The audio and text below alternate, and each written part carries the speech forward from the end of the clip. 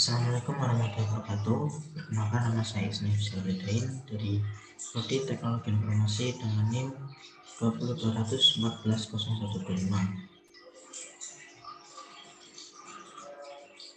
Di sini saya ingin menyelesaikan tugas UAS pengembangan aplikasi terintegrasi, di mana saya akan memaparkan laporan saya. Di sini yang pertama ada kata pengantar, kedua untuk daftar isi, ketiga bab pendahuluan, di mana yang paling awal adalah seiring dengan pesatnya perkembangan zaman, kemajuan teknologi saat ini mengalami perkembangan yang sangat pesat menuju kemudahan dan kenyamanan bagi pengguna teknologi. Hal-hal yang dilakukan sulit sekarang menjadi lebih mudah. Cloud computing adalah teknologi yang menjadikan internet sebagai pusat pengelolaan data dan aplikasi, di mana pengguna komputer diberikan hak akses atau login. Penerapan metode cloud computing saat ini sudah banyak dilakukan oleh berbagai perusahaan IT terkemuka di dunia. Yang pertama dalam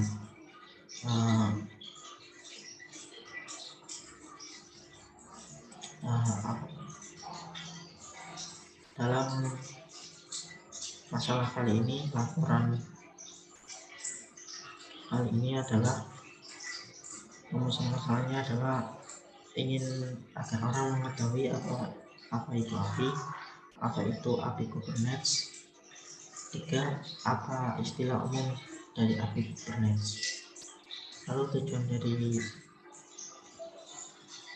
laporan ini adalah menjelaskan pengertian API, menjelaskan pengertian API Kubernetes, menjelaskan istilah umum Kubernetes API, dan manfaat penelitian ini adalah manfaat dari laporan ini, yaitu saya sebagai penulis dapat memahami berbagai macam API yang tersedia, dan juga kepada pembaca laporan dapat menambah wawasan mengenai API. Pertama, apa itu API? API singkatnya adalah Application Programming Interface, atau dapat diartikan sebagai perangkat lunak yang berfungsi menghubungkan aplikasi satu dan aplikasi lainnya. Jika diibaratkan sederhananya sebagai jembatan antara dua daratan yang terpisah. Lalu apa itu Kubernetes API? Kubernetes API merupakan platform open source container yang di-hosting oleh Cloud Native Computing Foundation, atau yang dapat disingkat sebagai CNCF. Langsung saja untuk ke fungsi yang pertama adalah port, merupakan salah satu grup pada kontainer interface yang dapat digunakan untuk menjalankan lebih dari satu kontainer. Kedua, node merupakan representasi dalam suatu mesin yang dapat berupa jenis virtual. Ketiga, service merupakan mekanisme yang dapat digunakan untuk transport ke dunia luar. 4 adalah label, sebagai seperangkat informasi yang merupakan yang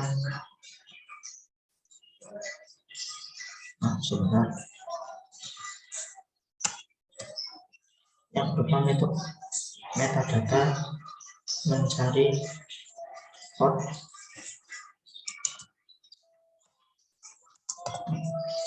port khususnya dan fungsi lain pada Kubernetes.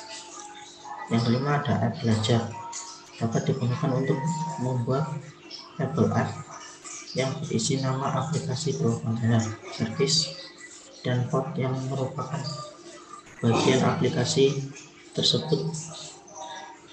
Anda beri tabel app belajar. Lalu yang keenam ada Stack Production, yang digunakan untuk menentukan konfigurasi environment deploy. deployment pada aplikasi. Lalu yang ketujuh ada jenis konten dapat digunakan untuk menciptakan sebuah tabel jenis aplikasi. Yang ke-8 ada selektor, merupakan filtering yang digunakan pada level. Lalu yang kedua ada alat dan bahan. Pertama, alat praktikum yang digunakan pada tugas ini berupa perangkat keras maupun perangkat lunak sebagai sarana pendukung. Yang pertama, pada tugas ini digunakan laptop spesifikasi minimum operasionalnya menggunakan Windows 11 Home Single Language, 64 bit prosesor AMD Ryzen 3 3250U, lalu memori 4 GB 4096 MB, lalu dan hard disk 500 GB, lalu perangkat lunak yang digunakan.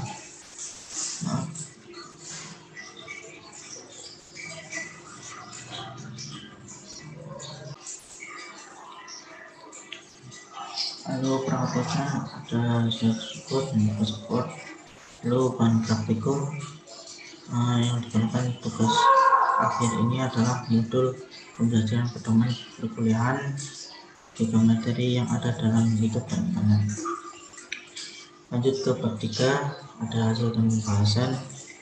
Di sini yang pertama yang harus dilakukan adalah menginstal Minikube pada link ini. Yang kedua, setelah terinstall, buka PowerShell dan run administrasi, kemudian ikuti tutorial pada link ini, lalu jalankan Minikube pada command PowerShell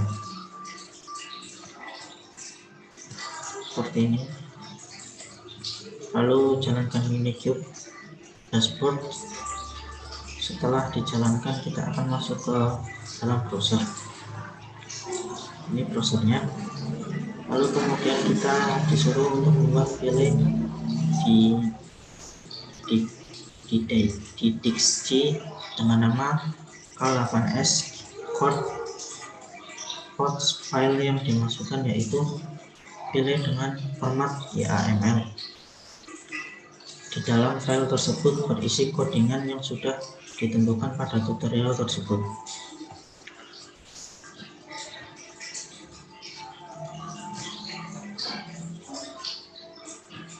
Namespace menawarkan pemisah sumber daya yang berjalan pada infrastruktur fisik yang sama ke dalam browser virtual. Ini biasanya berupa lingkungan skala menengah hingga besar dengan banyak proyek tim dan membutuhkan cakupan terpisah. Mungkin juga berguna untuk meletakkan tahapan kerja Anda. Ini setiap panggung dan prompt seperti ini. Lalu kemudian jalankan namespace. Lalu kemudian setelah semua tahapan selesai, sekarang cek port apa yang sudah terkonek. Port yang sudah terkonek yaitu 30631. Kemudian setelah selesai, masukkan port ke dalam browser sebagai berikut. Ini browsernya. Kalau masuk akan muncul seperti ini.